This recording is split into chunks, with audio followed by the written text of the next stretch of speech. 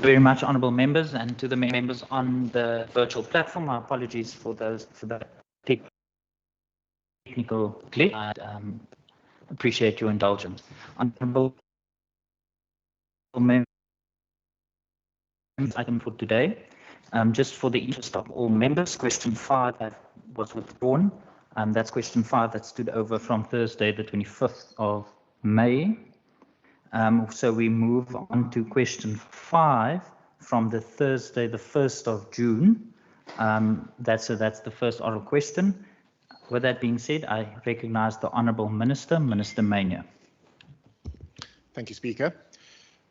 Attending an ECD program is, of course, beneficial for a child's well-being, but also more importantly, and I think this is possibly the reason that the members put the question, more importantly, the child's academic development, or as a colleague of mine likes to say, getting children school ready. So I would really like to thank the member for raising this matter. And the idea of integrating early childhood development centres into our schools is certainly something that we can consider. But the ECD landscape, as the honourable member very well knows, is relatively new for our department and very complex. And it's for that reason that at this time we are working with the World Bank to plot a way forward for the sector in terms of both improving access, but also improving quality of early childhood development in the Western Cape. Thank you very much, Honourable Minister. I recognise Honourable Christians, Honourable Syed and Honourable Bartman in that order. Thank you very much, Minister, for that reply. Just done last year, and then the Basic Education Minister said that there's 42,000 in the country, and 1.4 million of children attends those schools. But there's always a problem when it comes to a situation in the Western Cape, and also that 40% of these schools do not have flush toilets. Saddened when you hear about a child dying at an early childhood development center, and this happened this week where a baby was died in Bonteheuwel, and 8-month-old baby died. Child got to hospital, and there was nothing wrong with the child the morning when he left school. The child's name was Mohammed Canterbury. So that is the concerns. You know, there's problems, and it will just be easier to monitor if they moved into the primary school space. Thank you very much, Minister. Thank you very much. Before the Honourable Minister responds, just the fourth opportunity is Honourable Kasim on the virtual platform. Honourable Minister. Thank you, Honourable Member. The Honourable Member raises national statistics are not statistics in our province, but of course, if the Honourable Member wants further particulars, he is welcome to put a parliamentary and we will, of course, then respond and provide him with a comprehensive reply. I am, as the Honourable that a young child passed away recently at a creche in Bontegevel, and we certainly extend our deepest condolences to the parents, to the family, and to the friends. Instituted into the applications of norms and standards at the creche, but also I am aware that the matter is being investigated. South African police are offering support to the family, but I'm sure that the Honourable Member and the entire House joins me in extending our condolences to the family and to the friends. Thank you. Thank you very much, Honourable Minister, and I recognise the Honourable Syed. Thank you very much, Honourable Speaker, and thank you to the Honourable Christians and to the Minister for his response. He's spoken to, but my question speaks to both, actually, to the mainstreaming as well as the challenge, Minister, and I'm sure Minister's aware, various ECDs are not yet registered. And they're not registered because they are failing to meet the compliance. And one of the calls that we've been made on our oversight visit is that lots of these ECDs are not meeting compliance because of all the conditions. And those conditions are correct. They need to be there. We don't want a free for all because otherwise we have situations happening. That's what happened. But what is his department doing to ensure that ECDs are capacitated in order to get to the level of compliance? So not necessarily the assistance when there are ECDs, that they should do, but the capacitation to assist them to get to the level of compliance. Has his department thought of engaging NGOs who are already working with ECDs in communities to probably get them to assist and to support those NGOs with that? Thank you. Thank you, Honourable Syed. I just want to remind members you have an opportunity for one follow-up question. Minister, I'm not going to dictate how you're on back over to you. Thank you, Speaker. I think the Honourable Member raises a very relevant question, and as he well knows, the Department, the Social Service Organisation, and of course the relevant municipality are jointly responsible for registering ECDs.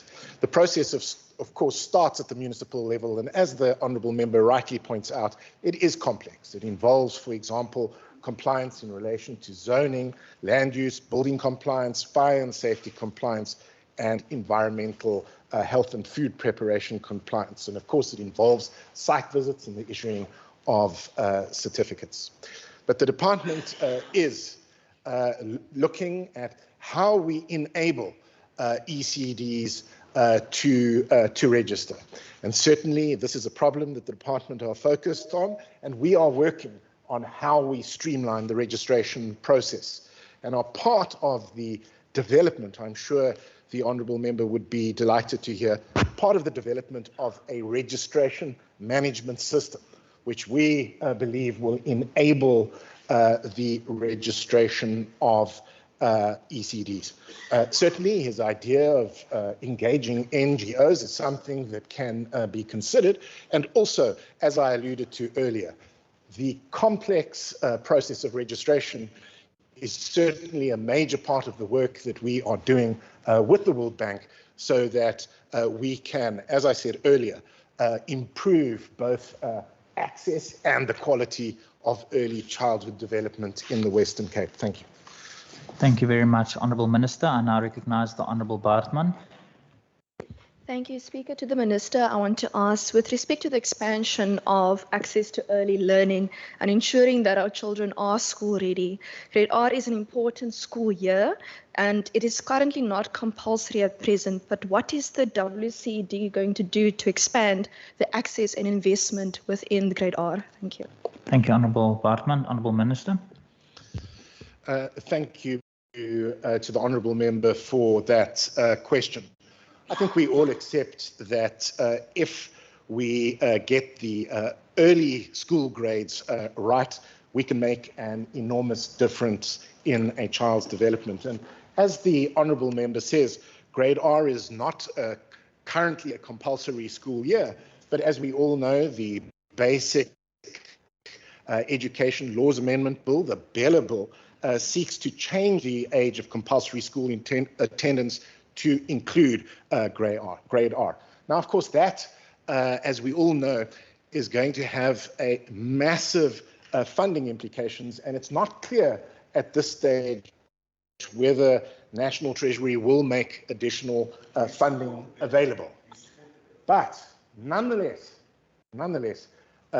we have access to grade R. We have, as honourable members know, offered permanent posts to 500 qualified grade R teachers this year to retain their expertise in the system. We believe that was a very important intervention.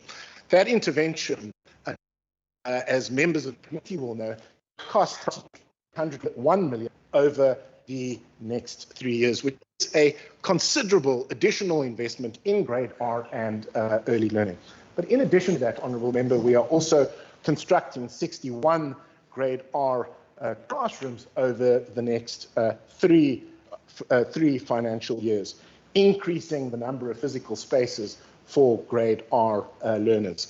And we believe that all this, taken together, will no doubt contribute to getting our learners, as you like to say, school ready in the Western Cape. Thank you. Thank you very much, Honourable Minister. I now recognise Honourable Kasim on the virtual platform. Honourable Kasim. Thank you, Speaker. Speaker, with the incorporation of ECDs in mainstream primary schools, already looking at the current shortage of space for learners in primary and high schools, and who either have to be placed on a waiting list or have to travel to another community to attend school, how will this department ensure space for hundreds of young children, especially those in informal settlements and other underprivileged communities who would need to be placed in the registered ECDs, as there is also a major lack of registered ECDs in such communities, as Member Sayed has said previously? Thank you. Thank you very much, Honourable Kasim. Honourable Minister. Thank you, Honourable Member. I think this is an important question. We all accept in this House that early learning is vital. But as I said in my introductory remarks, the early learning landscape is complex. And it's precisely for that reason that we have engaged or are engaging with the World Bank to look at all these issues, to consider how, given the current fiscal constraints, we can improve both access and learning outcomes in the early learning environment in the Western Cape. So we are looking currently at all options as we engage with the World Bank, as I said, to improve. Thank you very much, Honourable Members. Honourable Minister, that brings us to the end of question number 5 from the 1st of June. We now move over to question 2. I now recognise the Honourable Minister, Minister Mackenzie. Thank you, Honour. Om die ontwikkeling en implementering plaaslike munisipaliteite in die provinsie 2009 kan verbeter. Die benadering is ingelig deur die lesse wat geleer is deur die implementasie. Met verloop van tyd het die program uitgebrei om ander provinsiale vervoerstrategieë in te sluit. Die fokus is die verbetering van plaaslike vervoerstelsels in vennootskap met die Dit sluit 'n ingeïmplementeerde benadering tot die verbetering van openbare vervoer in. Mackenzie, I recognise Honourable America, then Honourable Mvimbi, and then Honourable Barnes, in that order. Baie dankie, Speaker. Baie dankie, Minister, vir die breedvoerige respons en antwoord op my vraag. So, Minister, I would like to ask you, in addition to the support that you provide to municipalities, what guidance to municipalities on the integrated transport services And on the universal transport service, I think all of us who stays, particularly in the metro, know the dial right. The Western Cape government provides support in this financial year. Will be giving 10 million rand to the city of Cape Town to improve the dial right service for universal access in Cape Town. Thank you, Minister. Honourable Mvimbi. Thank you very much, Honourable Minister. Honourable Speaker, for those of us who reside in the rural areas like the Karoo, we know, for instance, that lack of poor transport and infrastructure. This has not changed, and it's not because people don't want buses, it's because there are no buses for the people in the Karoo.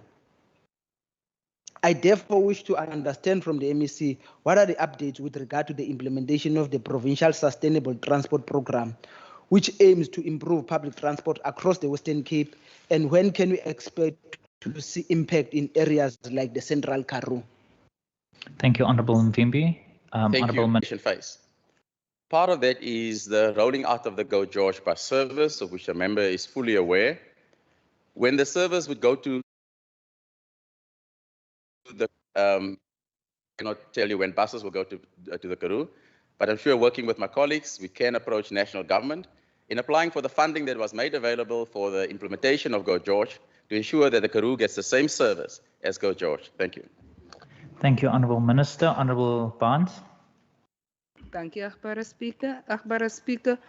My question to the Minister is, what criteria are being used by the department to determine the amount invested in municipalities for road infrastructure, and what percentage is going to the city and what percentage is going to rural municipalities? Thank you, Speaker.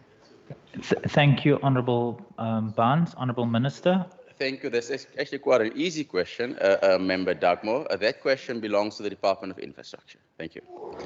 Thank you very much. Thank you very much, Honourable Minister. Honourable members. Honourable members. Honourable members. There's one opportunity. There's one opportunity left before I move on to the next question. There's no further questions. I then move on to question number 3 on the question paper. Honourable Minister Mbombo.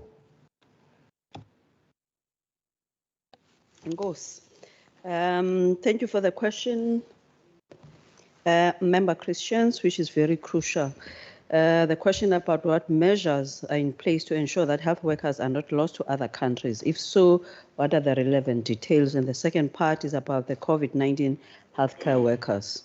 On the first part, noting that in terms of the legislation, it is not compulsory to provide a reason for resignation for any staff. Thus, we cannot be able to accurately provide information why people leave. However, as outlined in Healthcare 2030 plan, which was published in 2014, outlined a specific policy framework in order for us to create strategies in regard to their retention. Part of that is about recruitment and retention strategy, performance management, education and training, leading and managing change, employee wellness, occupational health and safety, sound labor relations, and collective bargaining. I could actually send you that information. I think it's also on our website. In terms of specifically on the retention of the scarce skills, and noting this is not only for the Western Cape, across the country, you have got the whole issue of the scarce skills. If you recall, when the Ministry gazetted the list of the scarce skills, some of these were not included from the health side, but now they have been added. So it impacts for the whole country. For example, specialized nursing, pharmacy, clinical psychology, radiography, prosthesis, the use of bursaries to train staff in identified areas, which is we provide, in addition to the basic for the basic qualifications for the bursaries, which at the nursing college, one will have to work back those hours in those years. So there is a guarantee of 4 years, similar with the medicine, all of those. But for scarce skills, we give bursaries like advanced mental health, advanced psychiatry, midwifery, occupational health or theatre. We provide as such. The provision of relief staff to free up the individuals for training. It's difficult to reappoint other people. So it means that we have to pay Paul and pay Pauline to move staff across, mostly in the same unit. Although in some instances you'll find that there's a for example, in the midwifery, in maternity units during my time, and then when they say that I must go to work in the medical ward, I used to scream and throw tantrums because my specialty was in the area of maternity.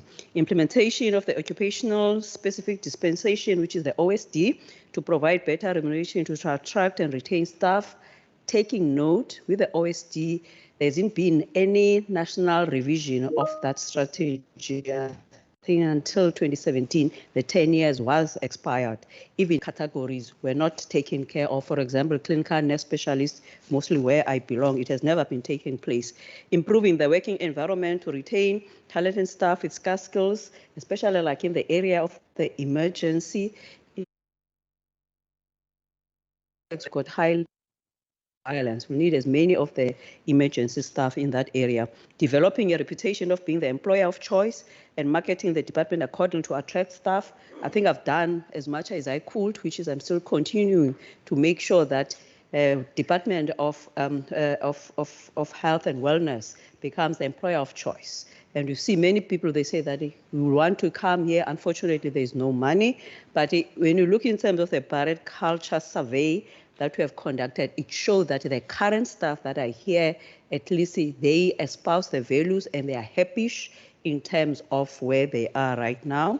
Using innovative ways to advertise posts, and not only the health sector, businesses, small business, they'll tell you in terms of a UIF where they receive money, schools, they received additional resources in regard when they have to open up for the school. So that money ended March 23. There's no COVID money. And the people that were were appointed at the time specifically for this, there were, over the course of pandemic, there were 319 staff who were employed in COVID-19 posts. And also they were re-employed, same staff in other posts within the department, including non-COVID posts, and 107 employed within the vaccination posts were also re-employed. So 319, even although they're not necessarily for vaccines and also for COVID, because by March 2023, there wasn't much of the COVID, but the funding ended end of March. So there are currently still recruitment and selection processes being conducted, such as in the Bracken Gate intermediate care facility. Taking note, in our 54 hospitals in the Western Cape and also in other facilities, COVID interventions, including shifting beds, having additional beds and so forth, and adding staff, it was happening throughout. So the 319, they were not necessarily for the Bracken Gate, they were across the province in regard to that. So previously, staff were contracted to the COVID-fed hospital, but now it is an intermediate care facility. It's not the only one. That was a field hospital. The City ICC in George, the Harry Comey in Paarl, Cape Winelands, the Sonstral, and also additional hospitals, additional beds and wards, like in Vredendal, where we converted a boiler room, and also in Hermanus, where we converted a storeroom as part of it. I'm just making an example of those. In Khayelitsha, actually, we had a field hospital as part of the Tusong Center, where together with the MSF, we've appointed. So there've been other staff that were appointed through the through the COVID, everywhere in the province. It's not only Bracken Gate. However, with the Bracken Gate, it's the one that we said, let's go for the intermediate, because it's part of the 2030 healthcare plan. Intermediate care or transitional care, where specifically in the metro, where you could be able to relieve pressures from acute beds, like in the Khayelitsha, Mitchell's Plain, Ilster River, Carl Bremer Hospital, for those patients, especially for terminal ill patients, palliative care, where you'll say, go home, terminal cancer, terminal ill, go home. But now we could be able to say, You still need to be cared for, especially for multidisciplinary, the occupational health, the physio, and all of those as part of that. Now it means that COVID is done. All other stuff everywhere for COVID, gone. Others we have been able to absorb elsewhere. Now for the Bracken Gate, it's part of the intermediate care. So now it has, and we also extended their contracts from the March into May. So that's where things are. So all staff within the employ of the department have access to regular training as part of the development journey. Owing to the shortage of staff being experienced nationally, the Western Cape has implemented several interventions to increase the supply of nurses. I did make an example about the Western College of Nursing, which is the first one in the country. If you have been following up in terms of what has been happening with the colleges, that ended up actually being accredited by the Council for Higher Education and also for the professional board, the Nursing Council, to offer the bachelors in the nursing sciences, plus also other certificates related to the specialization, whereas all others, they've been accredited.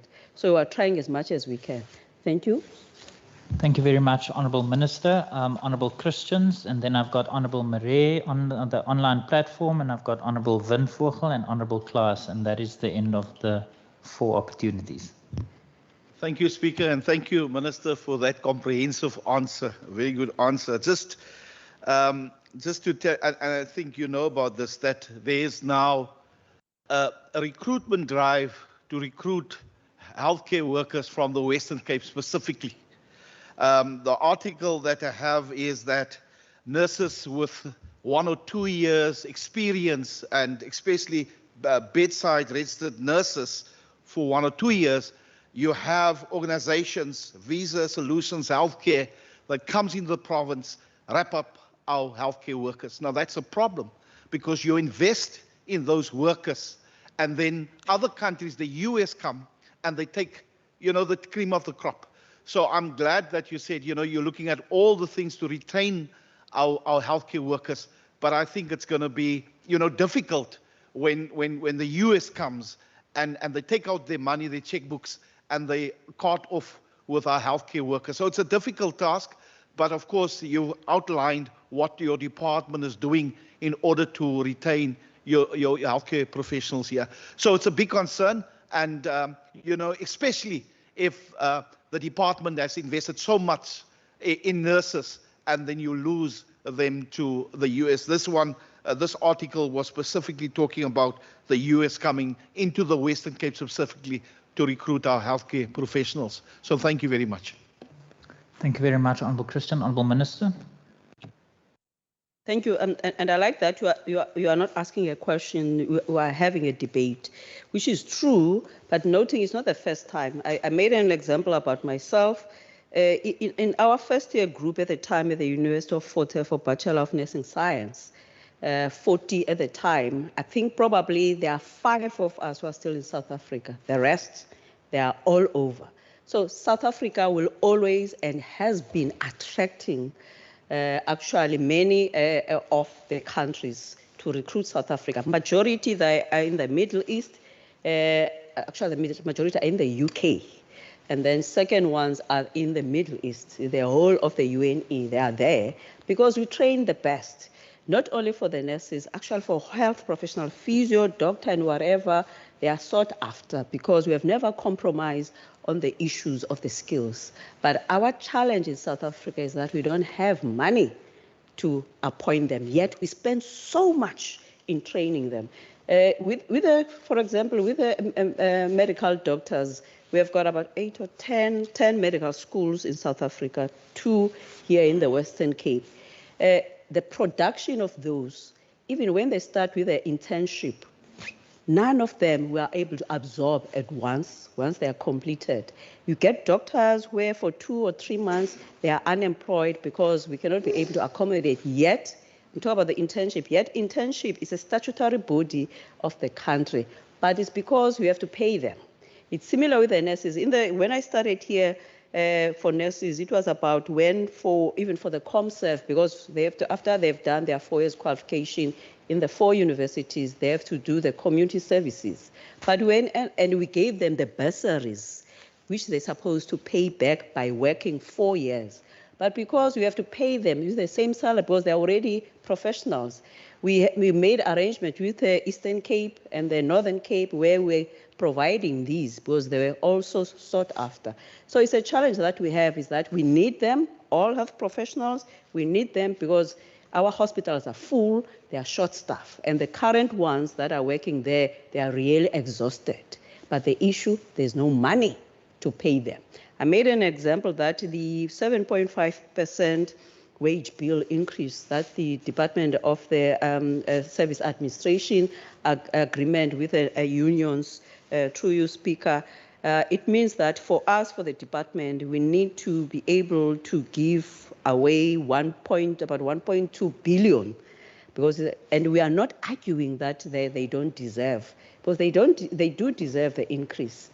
Even it deserves more than 7.5%. But remember, this is a discussion that happens at the national level.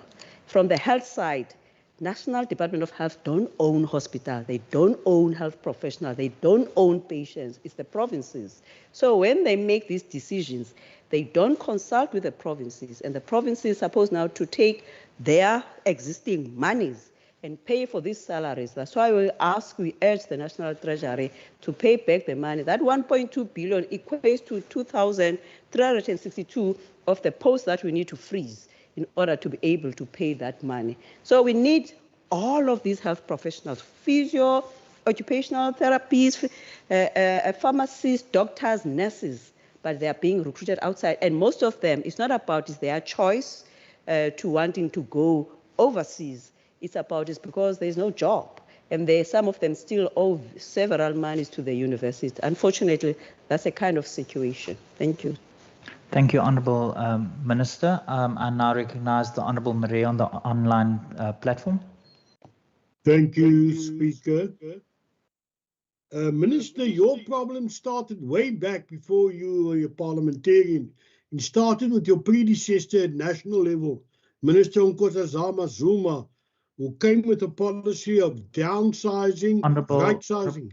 Now... Honourable Marie, please just, there's a point of order. Please, no. Just, take your seat. Honourable Side, is that a point of order? Yes, Chair, on a point of order. Marie must be patient. He didn't hear the point of order. You know, we're not fighting. Can he speak through you, please, and not directly to the Minister? Thank you. Thank you, Honourable Side. That is not a point of order. Honourable Marie, you may continue. Speaker, that's time wasting. I take exception. What we have here is serious stuff. It's health. Now, because of that downsizing, we depleted a whole nursing component in the whole Western Cape for many years. Now we have another bill coming here. When there's a shortage of health workers and nurses, they come with a labour equity bill which give race quotas per job, per level in any department. How is that going to affect you, Minister, health-wise? Will it lead to more layoffs? Or will you ask national government to exempt health services because it's an essential service from the effects of the labour equity law? Because how can you train nurses if you can't find nurses of a particular colour? Because there must be so many percentage coloured, so many percentage Indian, white and black. That's now the new labour equity bill. How are you going to prevent that from negatively affecting health nursing staff in the next couple of 10 years? Thanks.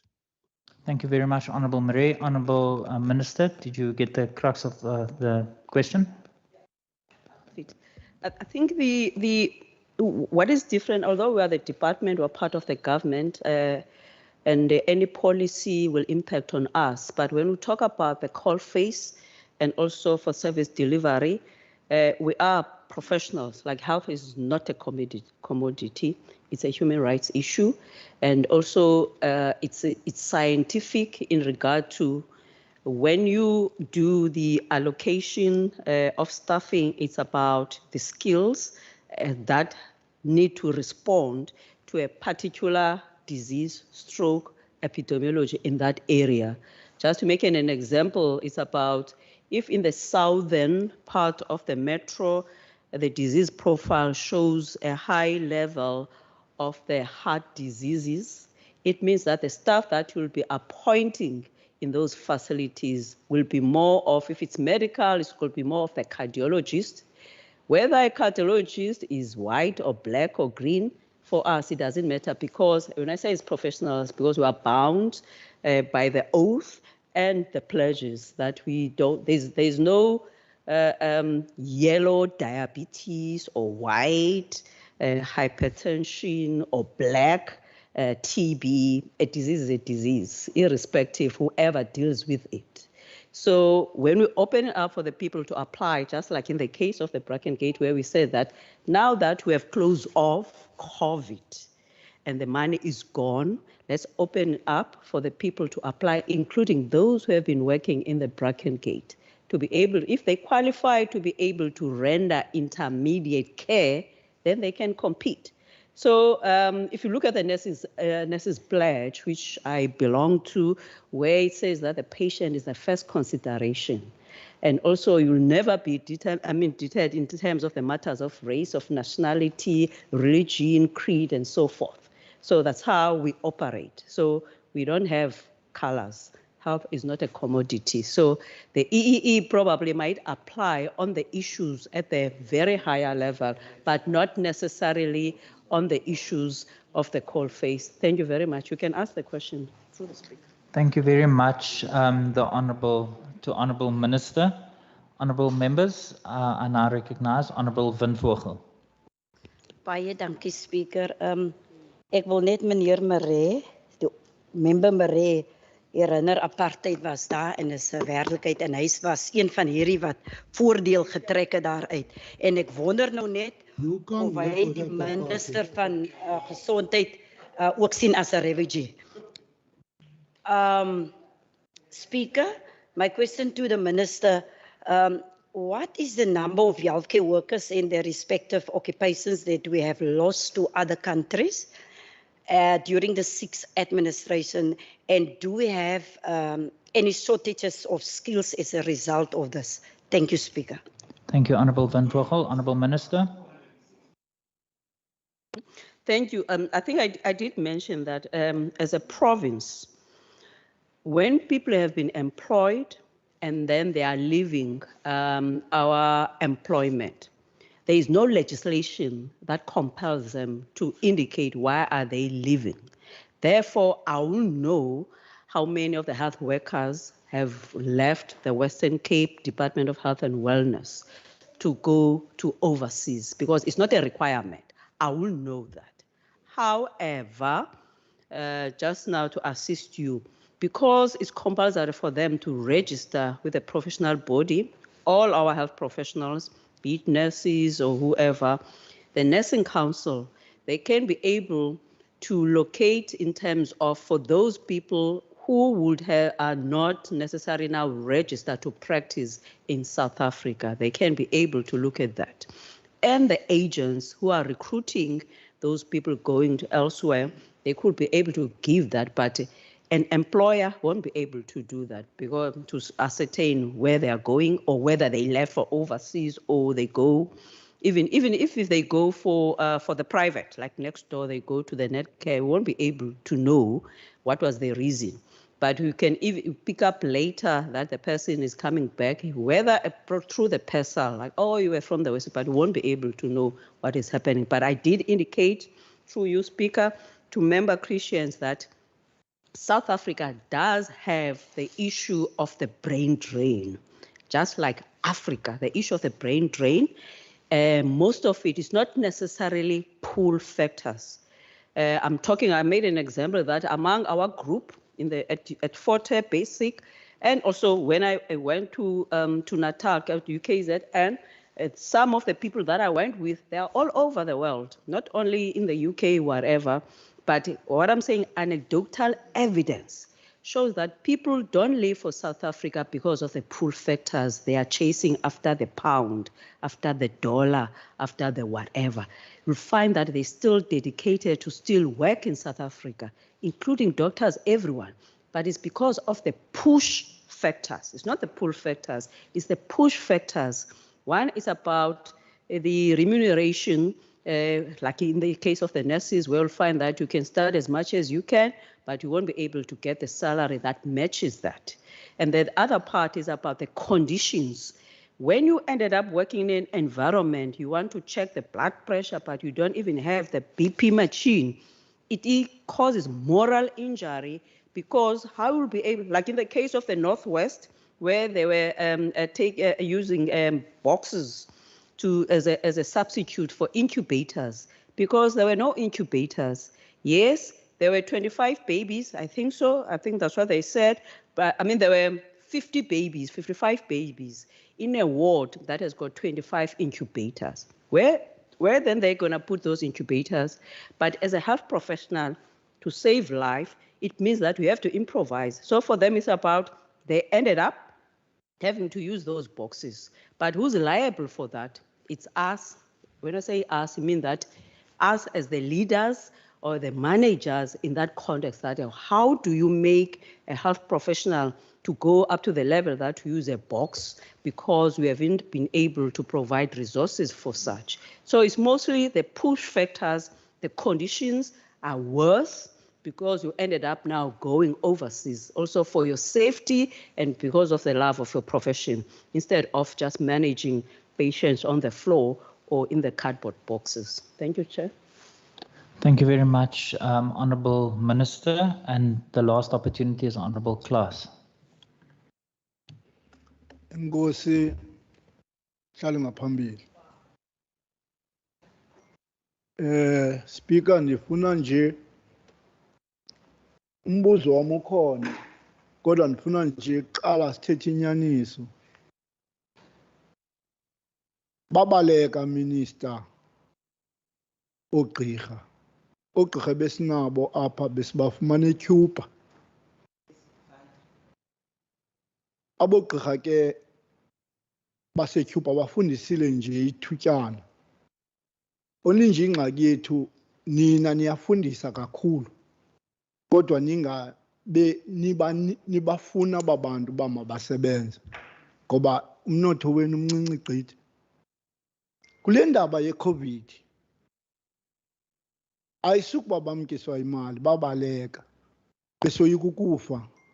Naze nina ndiyayazi ukhona ugqirha endimaziyo wathi xa kufika indaba yeCovid wayeka uba ngugqirha wemka, ndingakubizela negama, yayingugqirha wam. Nangokubaleka kwabo apho sizokuxelela ingxaki kakuhle. Nina nasebenzisa aba bantu benibafundisile. Basebenza bona, usebenza kwabo nithe nobona iCovid iphelile nabarenda as useless people that they cannot continue with the work. Yiloo nto ngoku namhlanje sikubuza le mibuzo. Kutheni ungabaqashanga? Kutheni uthi xa funeke ngoku besebenzile uthi abaphumeleli, abaqualify? Honourable Klaas, I don't want to disrupt or interject you, but this opportunity is for you to pose a question. So I've allowed a lot of latitude to get there, but can you please just, can you get to the question? Yes, ndifikile. Andisithetha elunye ulwimi isiXhosa. Please just get to the question. Thank you, Honourable Klaas. Uthi ke ngokumbuzo. Sixelele ngokuba bangapha abasebenzi bakho apha eWestern Cape oneshoyo yoba ngaba basebenzele i-health department. Bangapha baye bakushiya esithubeni. Bangaphi ngoku obafunayo uba mabaze qha awunamali. Enkosi. Thank you very much, Honourable Klaas. Honourable Minister, you got the question at the end. Okay. I think let me answer you first, and then I'll do the other. Faku, through you, Chair, enkosi ngombuzo wakho. Azange sibe nabo ogqirha in the Western Cape Department apho sasenze i-contract ne-Cuba. Zange nanini na.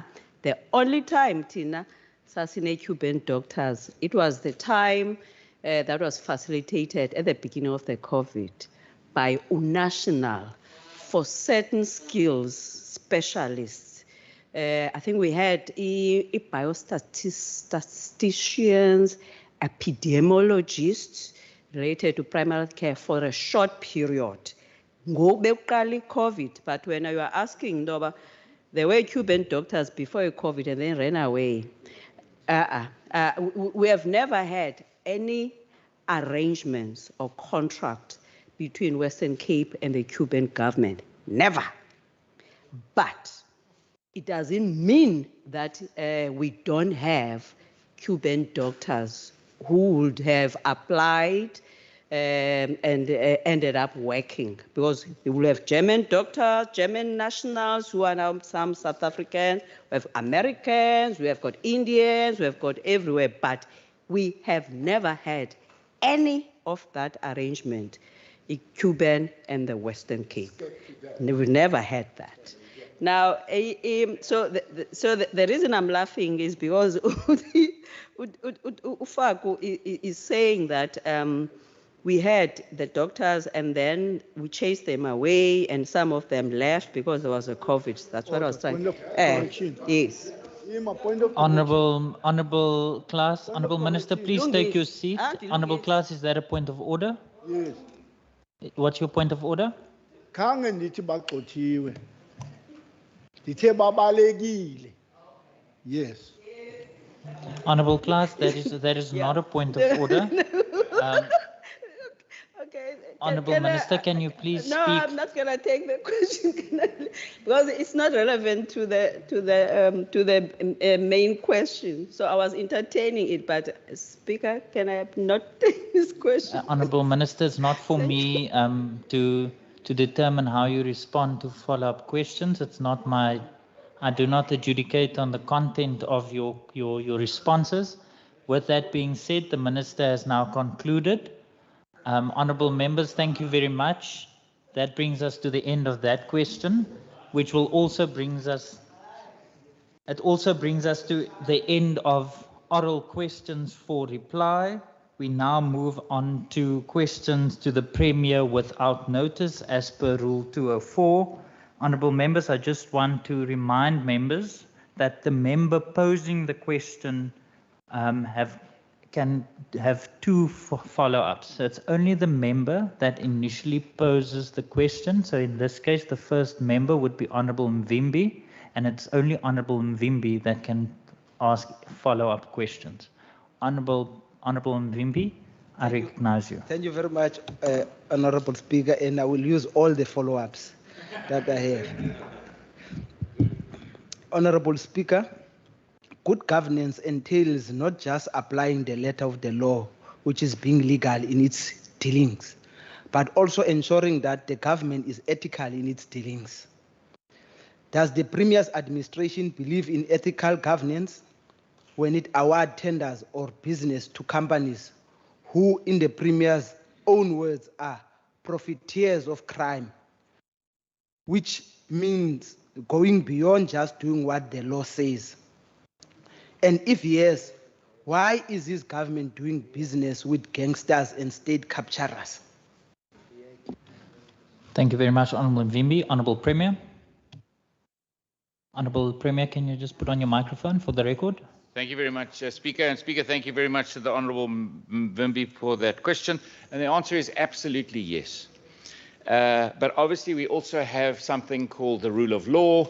We have something called innocent until proven guilty. And as frustrating as this is, we have to obviously apply those principles. But I really am looking very hard for a new process, because we cannot rely on the current legislation, the current direction that's given to us by the MFMA. And of course, what the Honourable Mvimbi is speaking about primarily is this latest 282 million rand contract awarded to a good friend of the past president, Mr. Zuma. And you know, the scary thing about this whole process is that all of these allegations, and of course they've got to be treated as allegations, and specifically embedded in something called the Zondo Commission, where billions of South African taxpayers' money was spent on producing a report where this individual is fingered in this report. But there is no conviction. Zero, nothing, no conviction. And you know, it's quite interesting because this government takes this very seriously. As the Honourable Member asked that question, we take it very, very seriously. And you know that there's a court case from last year where we took our forensic unit, said ethically we've got questions on this company. Not the one that you're talking about from KZN. This is another company that we raised issues about on the 1st of April. You've asked me a question on ethics. I'm going to answer you Honourable Premier, please address me, and Honourable Mvimbi, you will have an opportunity to ask follow-up questions. The individual must listen to the answer.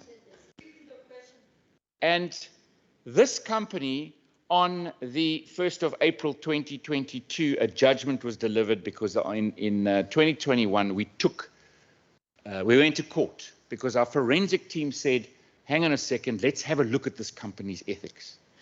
And you know, it's quite interesting when you read the judgment, and this is how horrendous our current system is if we really are serious about dealing with corruption. And in the judgment here, clause 37 in the judgment, it says, the provisions, because remember, we said there's ethics involved here and we cancel this contract. The judge says, the provisions of PRECA, which is the Prevention and Combating of Corrupt Activities Act, the perfect piece of legislation to deal with these specific kinds of issues. That act, he says, the provisions of the PRECA Act indicate that termination of a contract can indeed take place. But, the judge says, but only after a conviction. Only after a conviction. And that is the real frustrating part of this specific question that's being asked of me. And it is not only that tender of yesterday, or the tender that I was brought or made aware of on Friday via WhatsApp, and the press issue of yesterday. It's also this one, the alleged gang boss's wife lucrative contract. That's exactly the same thing. And we, Mr. Speaker, I've written to the General Patakile, the police commissioner in this province, and said to him, please give me information on this person, on the company. Is there anything that you can think of that we can deal with this specific tender? The members, because we want order. Honourable Premier, my apologies, please take your seat. Honourable Chief Whip, is that a point of order? Yes, thank you, Speaker. Speaker, I rise on Rule 39. It cannot be that the opposition asks the question, they preempt and still interrupt while the Premier is responding to the relevant questions. Thank you, Speaker. All right, thank you very much, Honourable Chief Whip.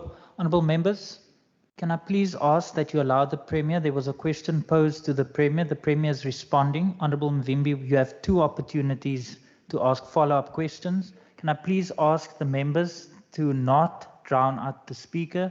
Interjections are allowed, but you cannot drown out the Speaker on the floor. Honourable Said, is that a point of order? Chair, precisely, interjections are allowed. That is a misrepresentation of the rule by the Honourable Chief Whip of the Majority Party. Nobody is asking questions, nobody is interrupting. We can all clearly hear the Premier. Even the audience outside can hear the Premier via YouTube. All right, thank you very much, Honourable Deputy Chief Whip. Honourable members, I please ask that you allow the member, whichever members on the floor, to make the representation. And if you want to rebut, in this case, Honourable Mvimbi, you have 2 opportunities after this. Not yet. The Premier was not done with his first response. So Honourable Mvimbi, please take your seat. Honourable Premier, my apologies. You may continue. Thank you very much, Speaker. So as I said, in the previous case and in this case, now written to the Police Commissioner, I haven't had an answer back on the previous letter, but reiterated I need an answer on this and now added the second case to it. In addition to this, of course, when it first came to light that I got given the information, I also, through our Provincial Treasury, contacted National Treasury and said, please, can we understand why this company is not blacklisted? Because we have a process in our country that says if a business is guilty of such conduct, it gets blacklisted. And even at a National Treasury level, they do not have the system to do it. They do not have the system to do or put that blacklisting in place. But what I did do is make sure through my office that all procurement processes were followed. And that, my office has gone through all of the documentation, all of the process, who engaged where, what and how, and all of those processes were followed exactly according to the book and the rule. And I trust that the Honourable Mvimbi will tell me, or in his next question will say to me how, where in ANC municipalities or departments, this is how they manage the ethics and don't contract with such companies. Thank you. Thank you very much, Honourable Premier. Honourable members, Honourable Mvimbi, your first opportunity. Thank you very much, Honourable Speaker. I'm asking here as a member of the Provincial Legislature, if the Premier wants answers in the municipalities, he can speak to the councillors of the DA in those municipalities. Now, it is important to point out that, Honourable Speaker, every time, like the last time, this is the second time I had an opportunity to ask the Premier a question, he's always giving very long explanation, but not the answers. And it's very long-winded, but it's not the answer. But now let me answer the question then for him. Yeah. His administration doesn't mind doing business with gangsters. That is clear. The Premier's administration doesn't mind doing business with gangsters and state capturers because his administration is only interested in ticking legal boxes and not ethical governance. Given that, according to media reports, the Premier was on the newspapers as outraged when he heard about this contract being awarded to Royal Security. I just want to ask, did the Premier meet with his MEC for infrastructure? And if so, what were the details of those discussions? Thank you very much, Honourable members. Honourable Premier. Thank you very much. Absolutely. I have engaged with the Minister on this issue. And absolutely, I'm outraged. I'm outraged because the Zondo Commission who raised these issues, nothing has happened after the Zondo Commission. Zero, nothing. Who's in jail? No one. The Honourable Member starts off with talking about good governance. And absolutely, this is where it lands. But you know, in the investigation of this specific company, and he says, the Premier's administration does business with gangsters and people involved in state capture. And you know, it was interesting in my investigation of this specific case, getting to the detail of how this procurement happens. Does this company do business with government, and where does it do business with government? And I'm sure the Honourable Mvimbi will be very keen to know that you know that this company has even got a contract with the Auditor General of South Africa. This company has contracts with ANC departments and ANC-run municipalities in this country. And so the hypocrisy of what this honourable member says and how he phrases his questions, he should look at his own party first before he comes here with these kind of questions. You know, it's also interesting when I was doing the investigation on this specific company, and I did say that there were ANC-run municipalities that are contracting with this business. I also noticed on social media that there was one member of the National Assembly, none other than Mr. Brett Herron, who made a very quick judgment call and slated the DA government on how on earth can it have contracts with a company like this. And it's nice that the Honourable Member's Party, Good, is also represented in this House, because he can perhaps go back and ask the Honourable Herron when he speaks to him later this evening or tomorrow or whenever they speak, if they speak, he can ask him, how come Minister de Lille, when she was in public works nationally, did business with the very same company who had a lot to say? So it's interesting. I wonder what the Honourable Herron is going to do when he finds out that his very own minister, who was responsible in that space, also has got exactly the same problem. Why on earth is a company that has the blemish that we pick up in the Zondo Commission not ended up in court, not as per these judgments been found guilty, because that gives us the wherewithal to actually remove them from the tender processes, to put them onto blacklists. But we will deviate in this province following this. We will go and find mechanisms in this province. We will not use the National Treasury blacklist, because obviously it does not mean anything. I've also written a letter to Judge Zondo, because I want to know from Judge Zondo, who now was part of the Zondo Commission report, which highlights companies like this, but at the same time now in the new position that he holds.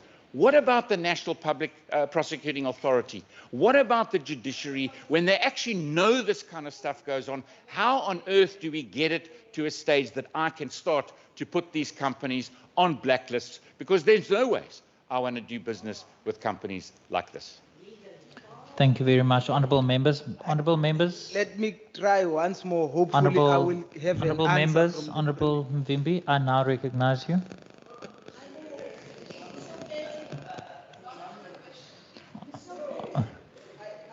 Honourable Mvimbi, can you, Honourable Mvimbi, your microphone, please. I asked about the details of the meeting with the minister. I did not get that. But the Premier just kept on blaming the national government.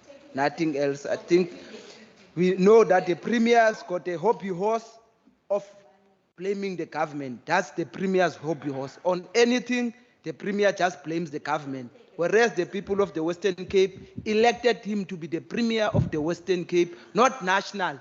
If people want to be national, they will. I can see that when we are responding, we are responding for purposes of making headlines, news headlines. You said you are outraged, and yet when we listen to you, the response is very weak. But then what I would like to ask, Honourable can the Premier Mvimbi, tell please take your seat.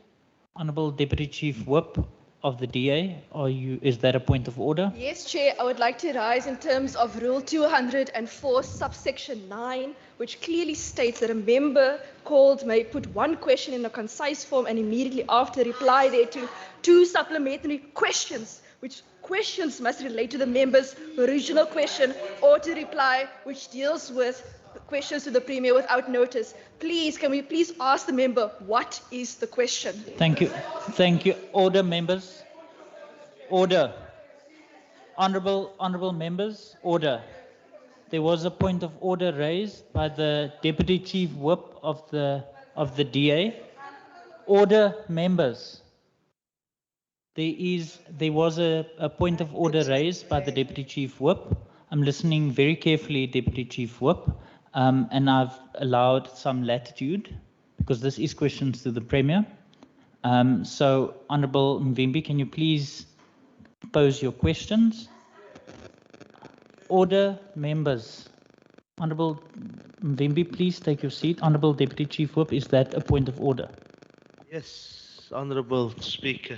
Honourable Speaker, it's completely out of order for the Honourable Deputy Chief Whip of the governing party to be rising on a point of order when the member has actually started posing his question.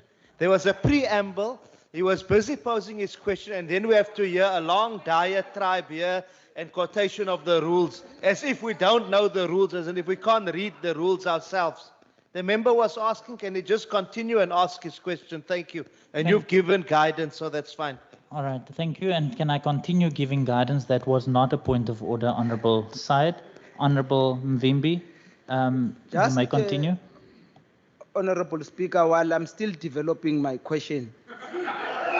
Now, it looked like order, because now Honourable Mvimbi, it's clear that, Honourable Speaker, we've got a very weak response from the Premier on a contract of more than 200 million.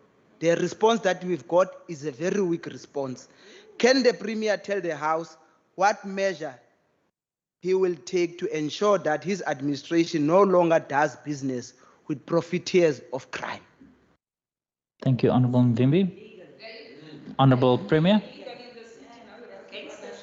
Thank you very much. It's interesting because the prelude to the question was a diatribe, but absolutely, and I've already told you that in the previous answer, already the steps that have been put in place. I did give you an answer to the previous question as well, that I did engage with Minister Simmers. In actual fact, I also engaged with all members of the Cabinet. I also engaged with the Director General, and I engaged with the Head of Treasury, and of course, my office also engaged with all of the procurement processes and the procurement team as how this happened, because what we have to do is we have to build a mechanism that actually disallows this, a mechanism that gives us the legal standing to actually say no to these kinds of companies. And that's why in my answer, I've told him exactly what we have done in making sure that we are not caught out like the last time we were caught out when we cancelled a contract because of hearsay or because of non-tested in court information. Because, of course, everybody is innocent until proven guilty. And that is the fundamental flaw in this space. And exactly, I think the competition is on with the Honourable Mvimbi's party, and of course, how we are going to challenge this, because I promise you, we will come up with some solution on how to make sure that these kind of things don't happen in this government. Because we've got to make sure we find those tools and those levers, because corruption in our country is a major problem. It is rife, and it is a cancer that we have to cut out. We've got to root it out in our country. And I'm determined to make sure that we find mechanisms in our procurement processes that enable us to legally identify these kinds of companies and make sure that we do not enable any kind of contract with them whatsoever. Thank you very much, Honourable Premier. That brings us to the next question to the Premier. I now recognise Honourable Kaiser Philander.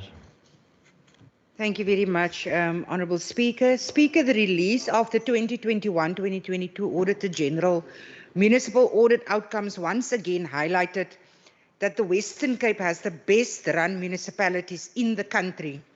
4 out of the 5 top municipalities in South Africa are in the Western Cape, with Cape Town being the best run metro in the country.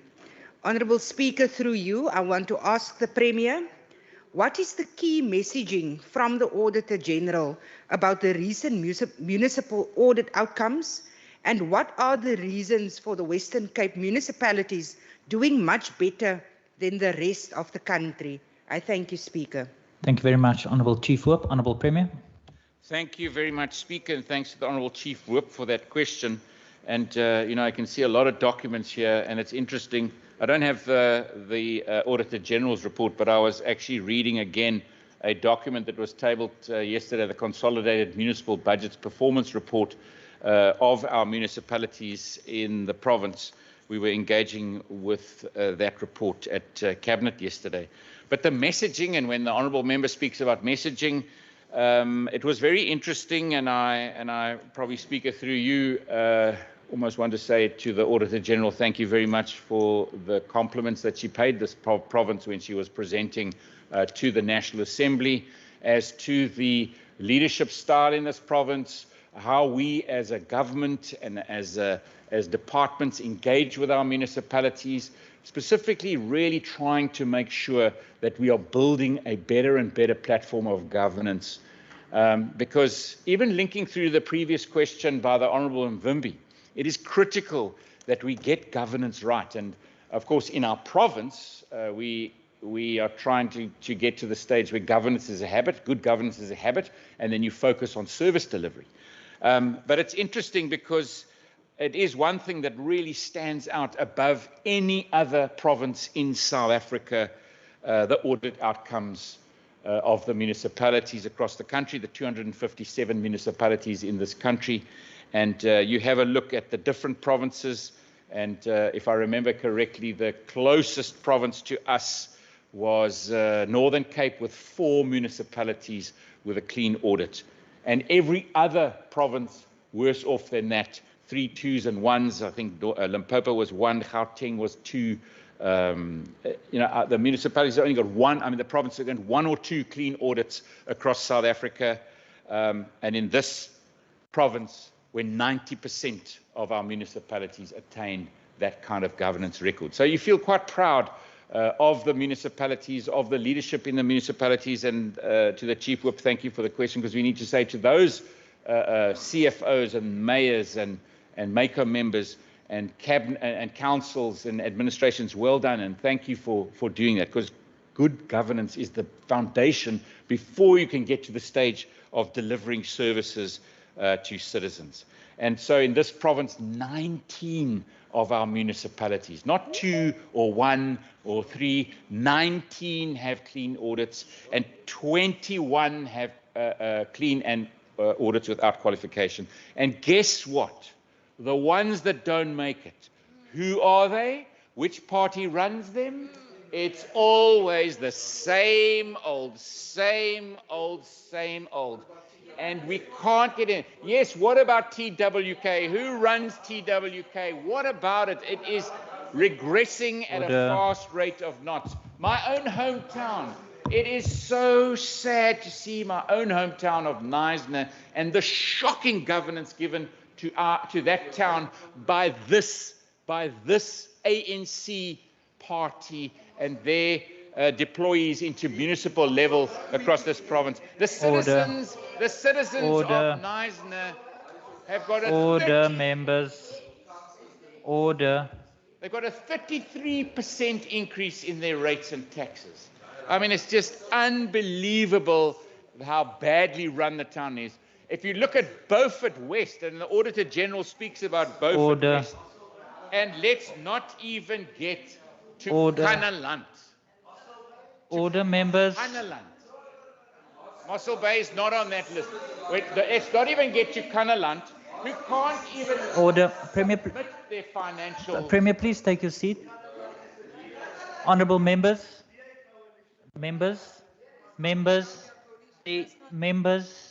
Interjections are allowed, but you are drowning out the speaker. I'm not even able... Honourable Mvimbi. Honourable Minister. Honourable members. You are drowning out the speaker. There was a question posed to the Premier. He's busy responding. Interjections are allowed, but you cannot drown out the speaker. Can I please ask that you allow the Premier to make his presentation? Honourable Premier. Honourable Windvogel, is that a point of order? You may. Thank you, Speaker. The Premier must not mislead the House. Kannaland is a DA, is in coalition with the DA. Honourable members, that is not a point of order, Honourable Windvogel. Honourable Premier, you may continue. Thank you very much. Can I say thank you very much, Speaker? I know my time for this question time is finished, but you can see that when you talk about good governance and you talk about that 257 municipalities and the volume of municipalities who the Auditor General is saying are unacceptable, these are the disclaimers, these are the qualified audits. And if you go and have a look at which political party runs those municipalities, what party do those mayors come from, you'll find it is the ANC. And the same olds in this province, it is exactly the same. It is exactly the same thing in this province. All right. But Premier, can you please conclude? I shall do so. Thank you very much to the Chief Whip for that question. And it is critical that our municipalities get into unqualified and clean audit status. And we will commit to that from our point of view, from our oversight point of view, from Minister Bradell's office, from Treasury, and we are in those municipalities wherever possible and where we're accepted, because we have to change the lot for the voters in this province. Thank you. Thank you very much, Honourable Premier. Honourable members, that concludes questions to the Premier without notice. We now move on to statements by members as per Rule 145. I recognise the DA. Thank you very much, Speaker. Honourable Speaker, during the last week's debate, I was bombarded and interrupted by racial degrading, unacceptable comments made by certain members on the other side of the House. Comments such as, and I quote, "She is a white lady in a black person's body." And I quote again, "A black person attacking another black person, cease," close quote. Echoed from the ANC's benches. Not only were these comments loaded, but they were made without a shred of care for my dignity. And they were made without any consideration of how these words would affect me and others in this House, or even at home who look like me. Honourable Speaker, the ANC often reminds this House of how they fought for the freedoms we as a society hold so dear. Freedom of association, freedom of opinion, and human dignity. Yet they will boldly sit here and malign me for exercising my constitutional right to choose my political home. While no one can deny our history in South Africa, opposition need to understand they do not have a monopoly over our experiences, our views, or our beliefs. I want to remind my colleagues from the other side of the following. As we navigate our political differences and work towards the consolidation of our hard-fought democracy, I urge you to show grace and tolerance and not to fall for the same traps of the past which saw us stripped of our dignity and humanity. I thank you, Deputy Speaker. Thank you very much, Honourable Maseko. Order, members. I now recognise the ANC. Thank you, Deputy Speaker. Deputy Speaker. Honourable Barnes, you may continue. Speaker, the ANC wishes to rise in this House today to note and welcome the work done by SAPS and a number of successful arrests. These arrests include Namibian lawyer Maren de Klerk, the self-confessed paymaster in Namibia's Fisher Road corruption case, the alleged killer of Warren Rode, and the 4 suspects who shot the woman outside the magistrate's court in Wynberg. While the Premier of the province does not know that LEAP officers cannot arrest somebody, we must give praise where praise is due. And in this case, we must acknowledge the work done by SAPS. These arrests send out a clear message to people that they cannot act with impunity and that they will have to account for their actions. Our communities must be encouraged to work with SAPS to point out those allegedly responsible for crime and not to hide or to be secretive about these people. The challenge, of course, is that we sit with an MEC and provincial government who thinks that the way to fight crime is to have communities fight against SAPS instead of the criminals. The provincial government mobilizes communities against SAPS also that they can achieve their political goal of devolution. These arrests prove that SAPS is working. These arrests prove that the devolution promises nothing. The ANC continues to call on the Premier and his administration to take crime in our communities as a priority and fight crime together. LEAP officers cannot arrest a speaker, that we know. Instead, LEAP officers should be deployed into this House and address the issue of race and make sure that racists are detained. Thank you, Speaker. Thank you, honourable members. Please, Honourable Barnes, please take your seat. I now recognise the EFF.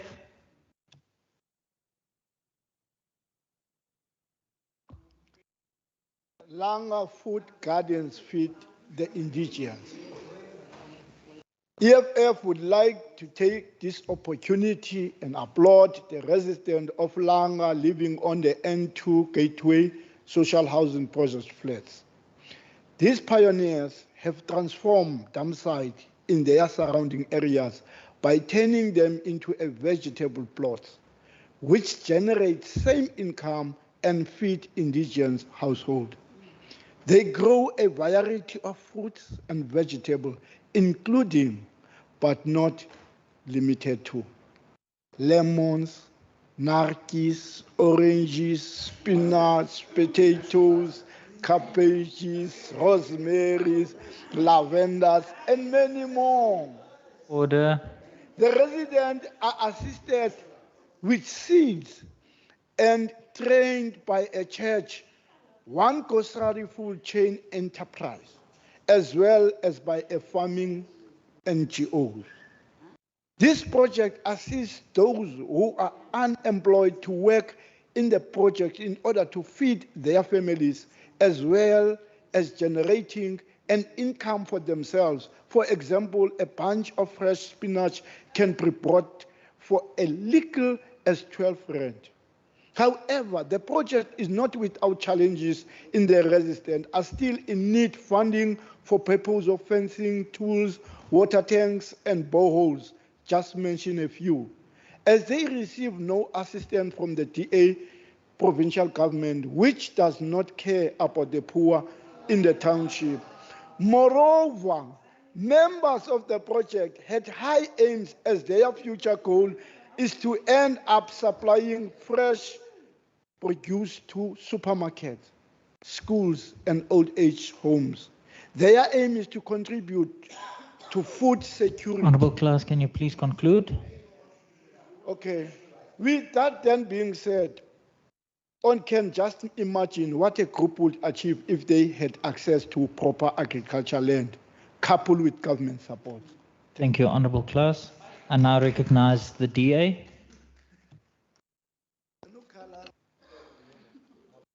Somlomo mandi bulele for ithuba.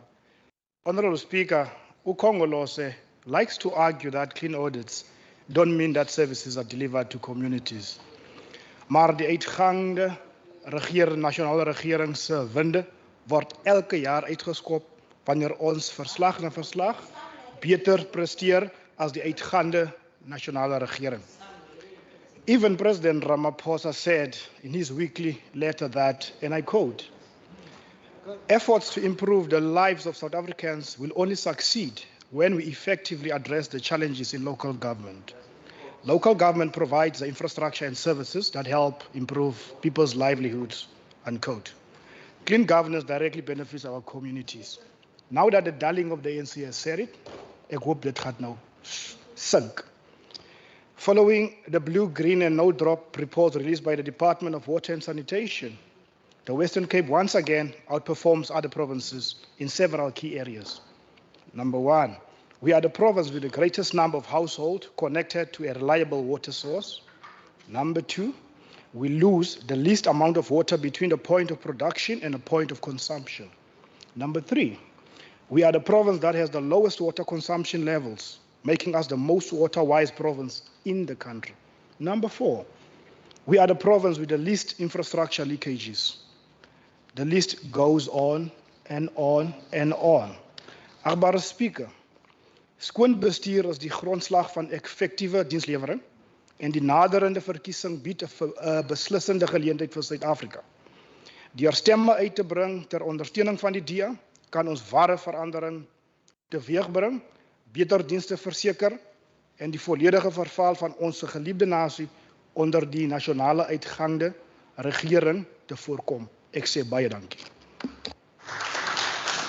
Thank you, Honorable Saleko. I now recognize Good.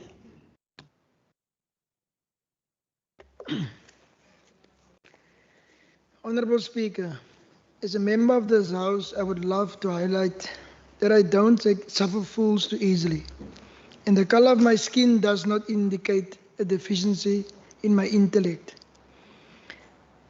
And so when the DA launches a campaign painting the picture that the leader of the Good Party, the Honorable Minister Patricia de Lille, is in fact a ghost minister of the ANC, you force my hand in reminding the nation that the appointment is one of two appointments that the Honorable President of his Assembly and his own party, and this practice has been common practice since 1994. Even more significant is this comment. Order, members. Even more significant is that this comment is being made by a party that has had a number of its members appointed as ambassadors by the ANC presidents. Mr. Order. Tony Leon to Argentina, Order. Douglas Gibson, ambassador to Thailand, Sheila Kamera, ambassador to Bulgaria, and Sandra Botha, ambassador to the Czech Republic. It seems as if your superior attitude is preventing you from seeing your own hypocrisy. I thank you. Thank you very much, Honorable de Villiers. Order, members. I now recognize. Honorable Christians, before I recognize you, can you please order, members?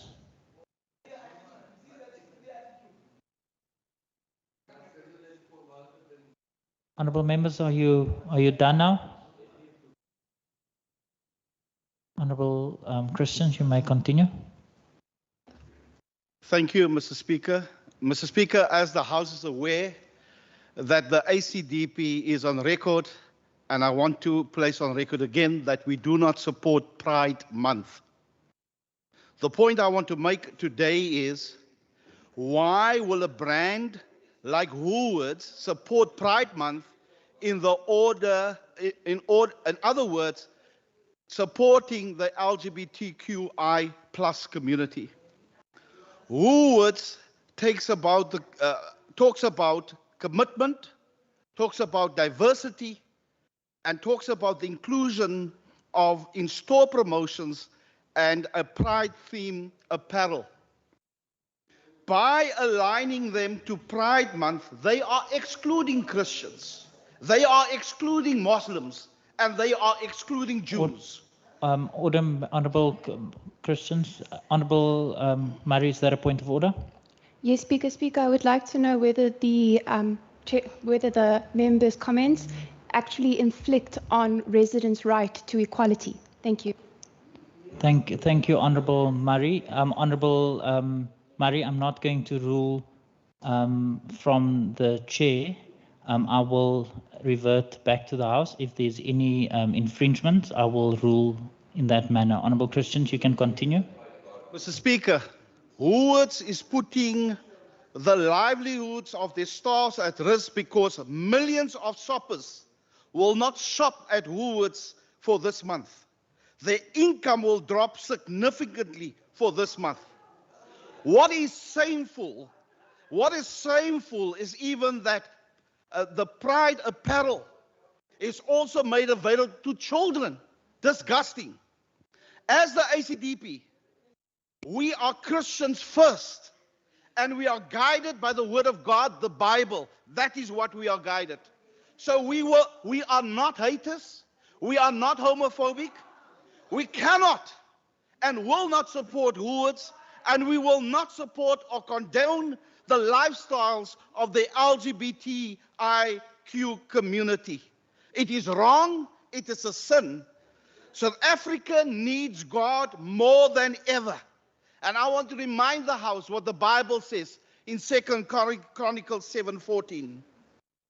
If my people, which are called by my name, shall humble themselves Honorable and Christians, pray can you please conclude?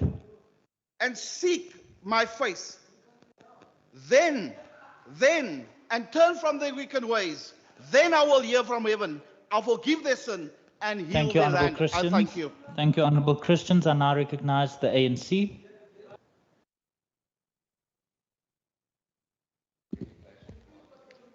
Honourable Speaker, I rise today to call on the MEC of Education, David Mania, to urgently intervene in our province's learner transport crisis. Action needs to be taken on the Route 280 Rawsonville and Bitterfontein matters, both of which his department is well aware of. In my meeting with the Rawsonville parents and the Bredevalle Education Forum last week in Worcester, I learned that there are 350 learners registered at 7 schools, mainly in the Worcester area, from poor families in Rawsonville who are till today without transport. They've not attended school since January this year. This matter has been brought to the attention of MEC Mania's department in the Cape Winelands Education District in particular, and they've received no assistance. I've personally written to the head of the department, Mr. Walters, on the 30th of May 2023. Due to the non-responsive attitude by the department, criminal charges have now been laid by the parents against the Winelands Education District. A similar situation persists in Bitterfontein, in Matsikama. MEC Mania's department refuses to subsidize a transport for poor learners to Niveris High School, which is 16 kilometers away. In my meetings yesterday with both the Niveris High School principal, Mr. Ferdi van Wyk, and the parents of the Bitterfontein learners, a clear call was made to me to urge MEC Mania to ensure that his department subsidizes the scholar transport from Bitterfontein to Niveris High. In fact, WCED refused the principal's direct request in this regard. MEC Mania's department is instead unfairly forcing poor Bitterfontein parents to choose between either sending their children to the school's hostel, which will become tough to manage with the addition of these learners, or fork out the money for transport. This is an unfair choice. The ANC calls upon MEC Mania to direct his department to subsidize the learner transport from both Rawsonville and Bitterfontein, as the policy does allow for such. I thank you. I now recognize the DA. Honourable Speaker, today I wish to speak actually to a religious passage I read last night. It is from 1 John 4, verses 7 to 8 in the Bible. It reads, quote, "Beloved, let us love one another, for love is from God. And whoever loves has been born of God and knows God. Anyone who does not love does not know God, because God is love." Quote closed. Speaker, as someone who forms part of the LGBTQIA+ community, there are certain personal truths that I try to live by. These are kindness, integrity, trust, respect, and most important of all, love. I believe as a society, these are truths we all strive to live by. Pride Month has spread and is celebrated across the world during the month of June, and it both honors the movement to protect LGBTQIA+ rights and freedoms and celebrates culture. During my personal reflection, I asked myself a few things. I asked myself whether I'm open to love. Speaker, I am. I asked myself, what do I seek in a partner? Speaker, I seek kindness, I seek integrity, I seek trust, I seek respect, I seek quality time. I asked whether I'm deserving of living and breathing in a safe environment. Speaker, I am. I asked whether I am deserving of love. Speaker, I am. And I asked myself whether I promise to defend our rights and freedoms as protected in the Constitution. And Speaker, I do. As a South African, I'm not asking for much. And many others, like myself, are not asking for much when we ask for equality, when we ask not to be discriminated against, and when we ask for the freedom to love. So to the members of this House, I ask, the same way we protect your right to love, please help us protect ours. Happy Pride Month and long live Woolworths. Speaker, I thank you. Thank you very much, Honourable Bartman. I now recognize the Freedom Front Plus.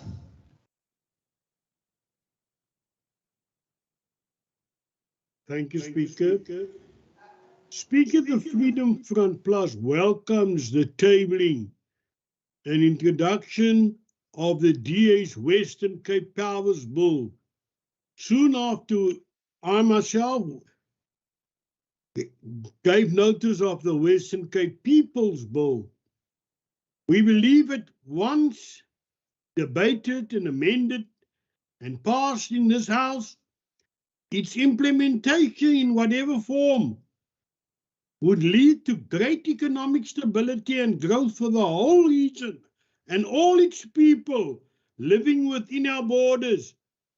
People who can then live free from fear of crime, corruption, incompetence, and poor service delivery by a national government that is corrupt and incompetent. And it could signal a new beginning in good governance. It was an absolute necessity. We now have two bills. One will launch it, will have the necessary power to launch. And then when that launch is over, the other bill will be the one that carries the package so that the people of the Western Cape can land safely after the moonshot. Thank you. Thank you very much, Honourable Marais. I now recognize Al-Jamar. Thank you, Honourable Speaker, and good afternoon to everybody. Honourable Speaker, Al-Jamar is not shocked at all about Honourable Regan Allen's announcement. Honourable Regan is also a very great friend of mine, that the Western Cape has more drug dens than schools. In fact, this province too should not be surprised by it. Research has shown that gender-based violence is largely fueled by alcohol, which is easily accessible. We know the saying, there's a shebeen on every street corner, and this refers to residential areas where the poor are living. It is true that we have more drug dens than schools and also more drug dens than recreational facilities. In a question to Honourable Regan Allen in August last year, he confirmed that there were 3,208 illegal shebeens in the Western Cape. It is common knowledge that shebeens not only sell liquor, but also drugs. The Honourable Premier, Honourable Allen, recently in partnership with the Drakensberg municipality went on a walkabout in Sector 1 of the Paarl East precinct. A casual walkabout on the precinct that is not doing justice to solve crime and illegal activities. The walkabout should enter crime-ridden areas where one will see the shebeens and drug dens in every street.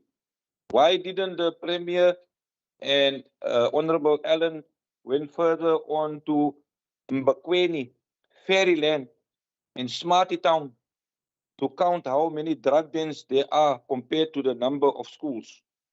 Stop preventing anti-crime movements like Paget from helping you to do your job. The more than 3,200 illegal shebeens are also outlets for drugs. I'm sure Honourable Allen is fully aware Honourable of Member, please conclude. Your time has expired. I have concluded. Thank you, Honourable Speaker. All right, thank you very much, Honourable Member. I now recognize the DA.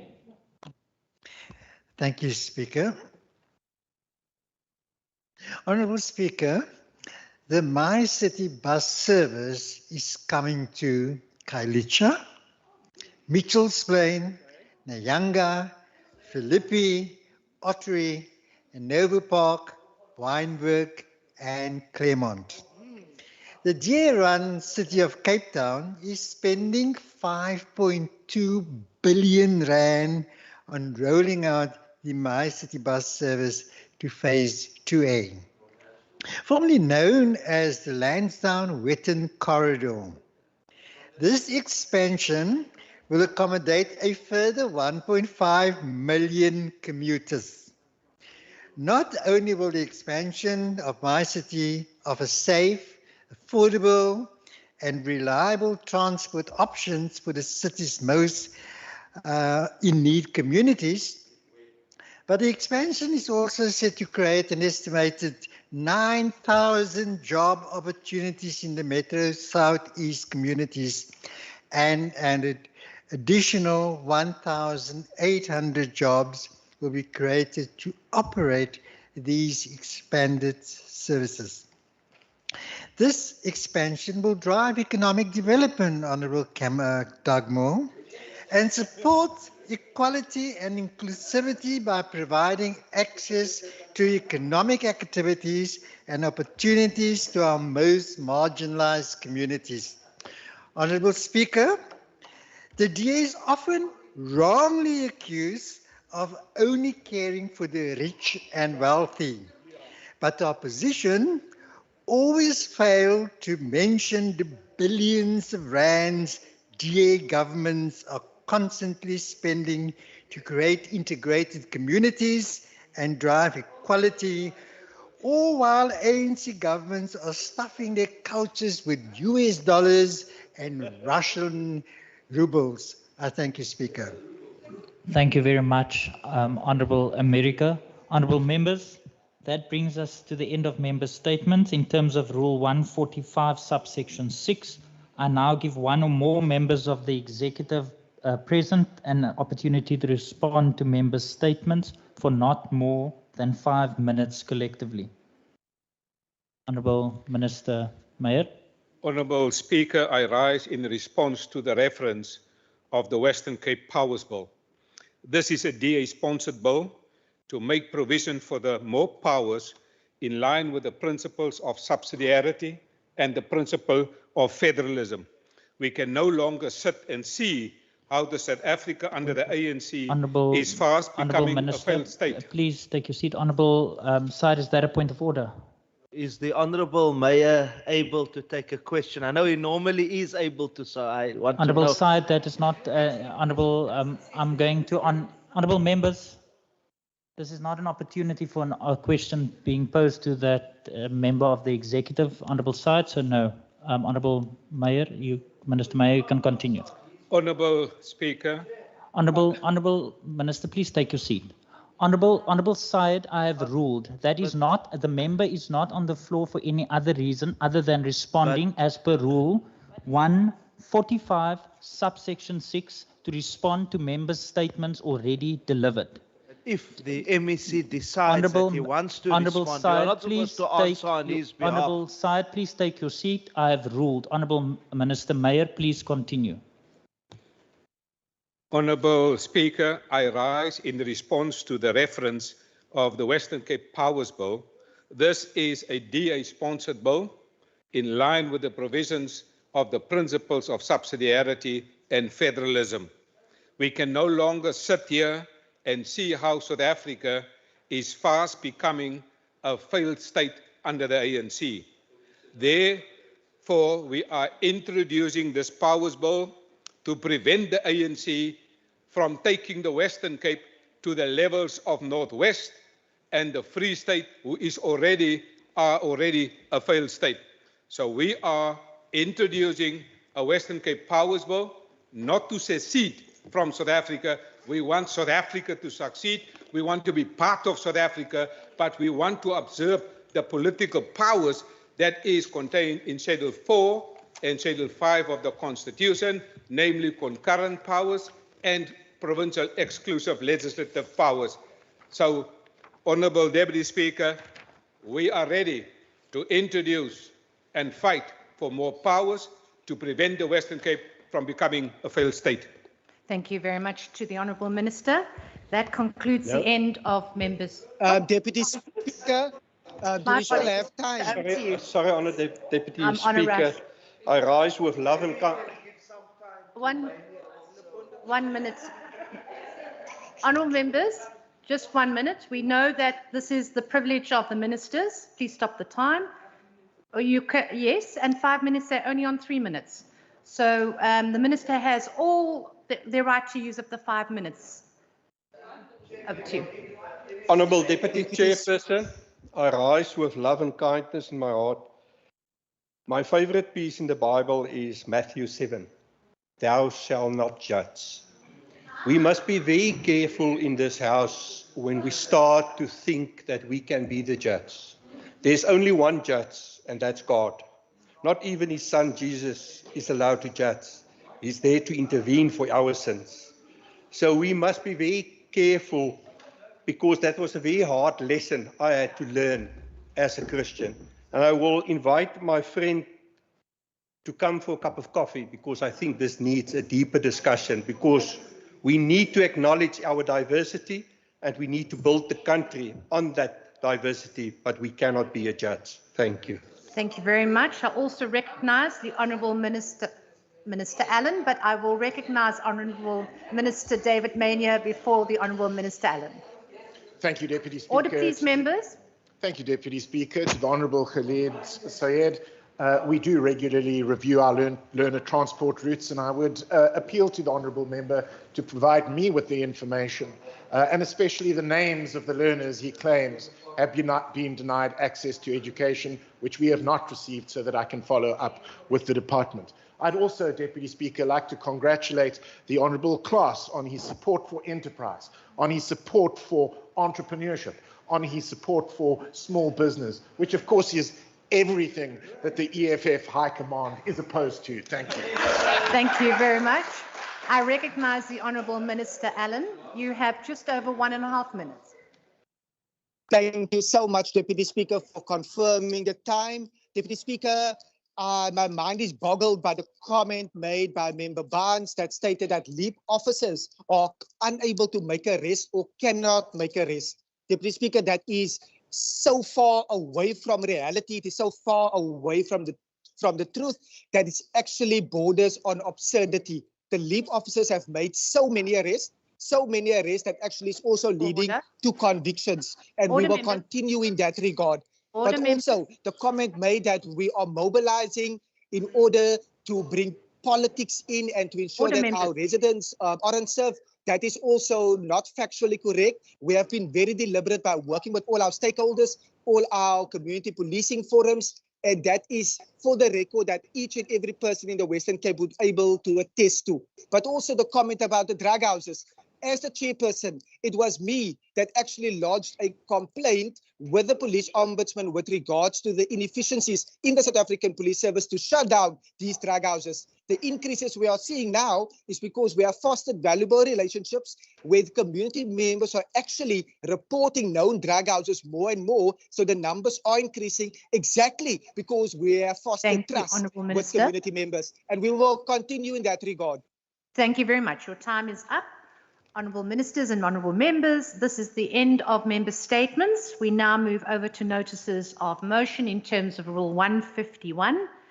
All notices of motion by members are required to be delivered to the Secretary for placing on the order paper. These motions have been duly submitted and published on the order paper below the line. We now move to motions without notice. I would like to inform you that in terms of the new Standing Rule 150, pertaining to motions without notice, condolence and congratulatory were submitted to the Programming Authority prior to this plenary on the 6th of June 2023. Members are also reminded that the motions without notice pertaining to congratulatory and condolence will not be allowed in the sitting that have not been processed by the Programming Authority.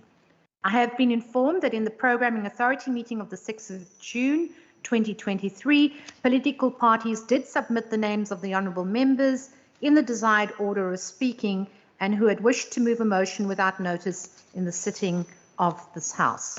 I will therefore, just for noting and for the purpose of the minutes, call out the honourable members whose names have accordingly been submitted and approved. The following member motions have been approved by the Programming Authority: Honourable Bosman, Honourable Wimby, Honourable Kama, Honourable Lecker and Honourable Christians. I now put the motions duly submitted and approved by the Programming Authority to the House. Are there any objections? No objections. Agreed to. The motions will appear in the minutes of the proceedings and in Hansard in each individual member's names as if that member had read them out aloud. I will now afford the opportunity to members to move motions without notice as per Standing Rule of 152D. This could include motions without notice that were not approved of in the Programming Authority meeting. Members are reminded that a total of 30 minutes as per the standing rule will start now. I recognise the Honourable Class. Honourable Class, over to you.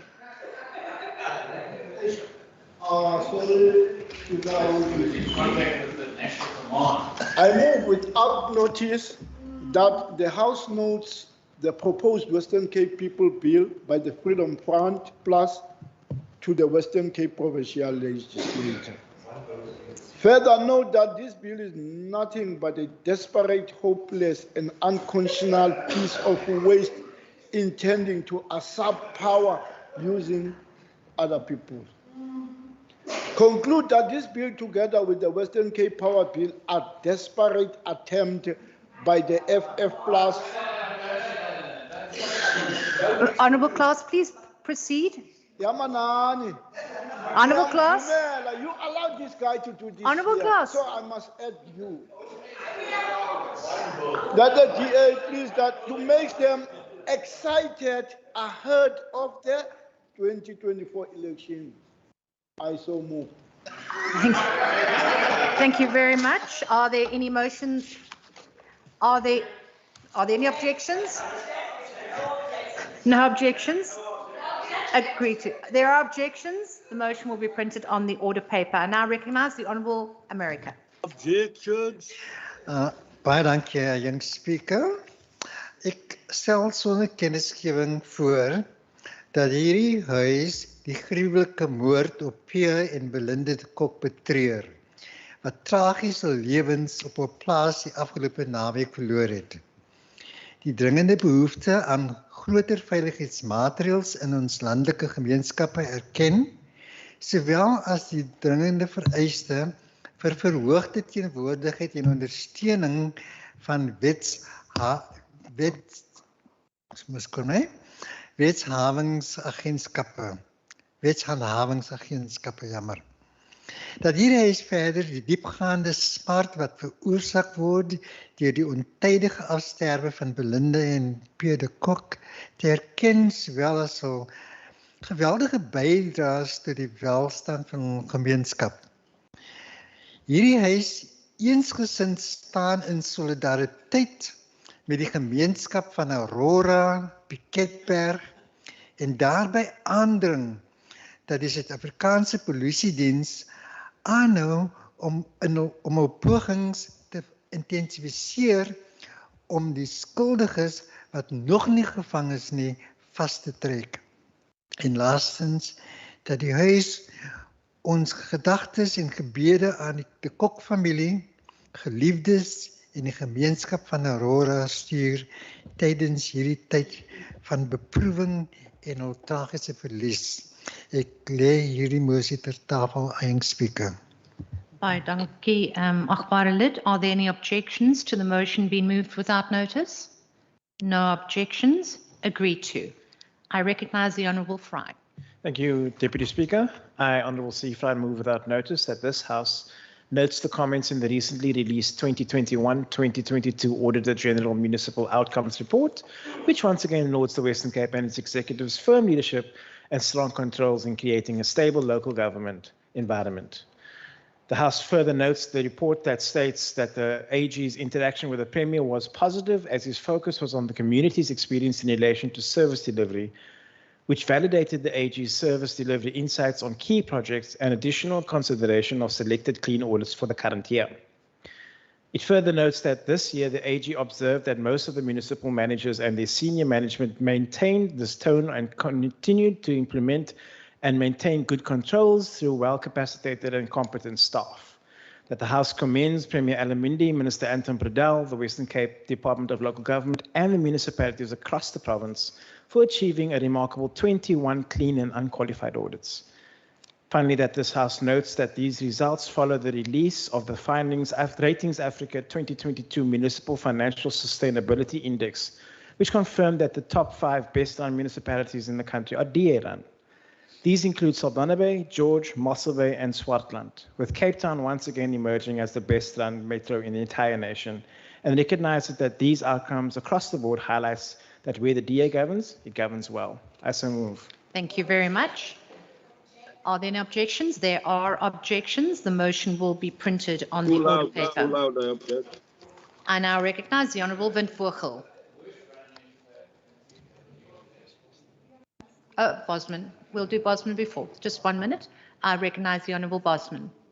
Thank you, Honourable Deputy Speaker.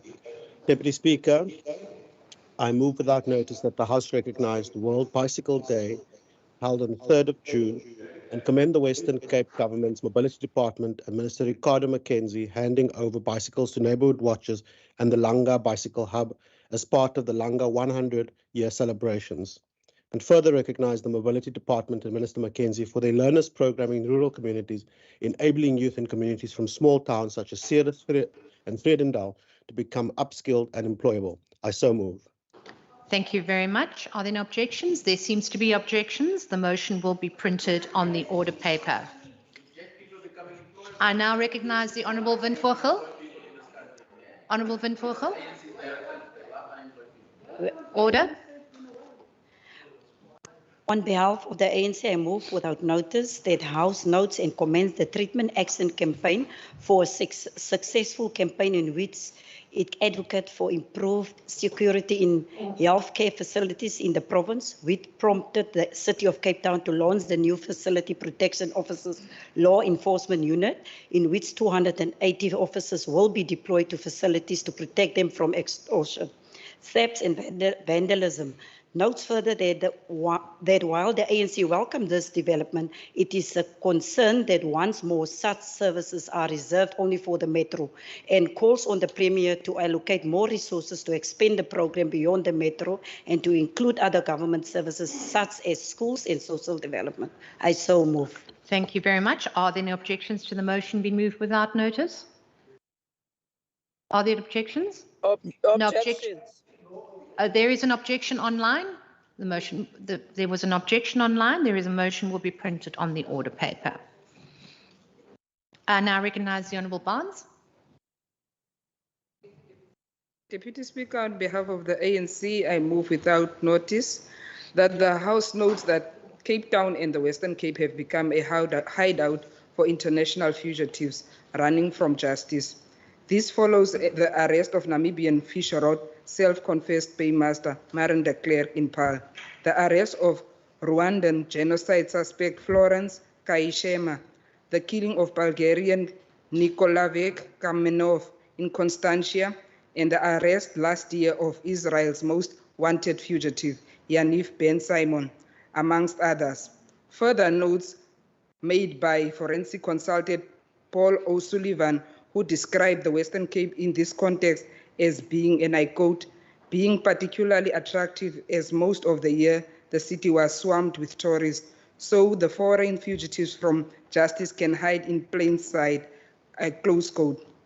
Calls on the MEC for community safety to start doing his job and work with communities out of these international criminals walking and living amongst us. I so move. Thank you very much. Are there any objections? There are objections. The motion will be printed on the order paper. I recognize Honourable Kama.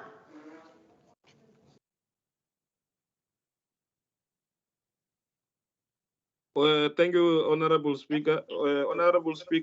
Deputy Speaker, on behalf of the ANC, I move a motion without notice that the House notes the ongoing conflict instigated and perpetuated by the Democratic Alliance at the University of Stellenbosch, which is causing deep instability in the management of that institution. Calls on the Freedom Front Plus to intervene in the situation and defend Order members. Chancellor Dr. Wem de Villiers from this onslaught by the DA. Further calls on the leadership of the Freedom Front Plus to stop allowing its only MPL in this legislature to be a DA light by actually being an opposition and not a coalition partner, or it will cost the Freedom Front Plus at the polls. I so move, Deputy. Thank you. Are there no objections? There are objections. The motion will be printed on the order paper. I now recognize the Honourable Maran. Speaker, Thank you very much, and good afternoon to everyone present. Am I audible? Yes, you're perfectly audible. Thanks, Deputy Speaker. Motion without notice that the House notes the unsanitary and unsafe bucket system still being used by people who live in the Western Cape townships and informal settlements. The DA government has no immediate plan to eradicate this system. When asked about the sanitation backlog and eliminating the bucket system, MEC Simmons responds with a plan that will only be done in 2030. Various committees have expressed that these toilets are unsafe and children could fall into the toilet holes and die, but these concerns have fallen on deaf ears. We call on MEC Simmons to speed up the sanitation backlog and prioritize safe and sanitary toilets for all people. I so moved. Thank you very much. Are there any objections to the motion? There are objections. The motion will be printed on the order paper. Honourable Moran, over to you again. Thanks very much, Deputy Speaker. On behalf of the Congolese movement, the motion will have noticed that this House notes with concern the recent outbreaks of avian flu, which has resulted in culling of over 500,000 birds, and the dire impact this will have on the livelihoods of those within the poultry industry and on food security in the Western Cape. We call on MEC Mayor to provide a report on the extent of the outbreak and measures that have been taken to mitigate against further loss. I so move. Thank you very much. Are there no objections to the motion being moved without notice? No objections. Agreed to. The Honourable Lacker. Thank you, Deputy Order. Speaker. Order. Yele kama object in advance, ne? Yeah, no. Please, I you have note your right. that the House notes the lack of clear implementable winter readiness program by the Western Cape DA-led government and calls for a clear plan to be implemented as a matter of urgency. The provincial government mentioned that there are disasters relief teams who will assist vulnerable communities, yet NGOs had to step in at the Kaka informal settlement in Kukuletu. Premier cannot pronounce that word, ne? Due to flooding and government was absent. However, it didn't even take them 2 days to go assist the residents of the affluent Pringle Bay and Betty's Bay. The DA government pledged 2 million for homeless people during this winter, but we walk every day in the rain and see how people are still in the streets and have to live in those conditions. I so move. Thank you very much. Are there any objections? Are there any objections to the motion being moved? There are objections. The motion will be printed on the order paper. The Honourable Sayed. Honourable members, can we allow... Honourable Deputy Speaker, I move without notice that the House notes with sadness the tragic death of a baby at a... Okay, sorry, Honourable Speaker. Yes, Apologies. please. That the House notes with sadness the tragic death of a baby at a development centre which was not registered in Bonteville, Cape Town. This particular early childhood development centre is not on the list of verified, list by the provincial government. The African National Congress has made numerous calls for the WCED to support struggling ECDs to be compliant, yet these calls have been ignored. We repeat our call to MEC David Mania to ensure that his department works closely with the existing ECD support NGOs to capacitate our ECDs in poor communities to be compliant and to serve our children in the safest of conditions. I thank you. Thank you very much. Are there any objections to the motion being moved without notice? There are objections. The motion will be printed on the order paper. The Honourable Dugmore.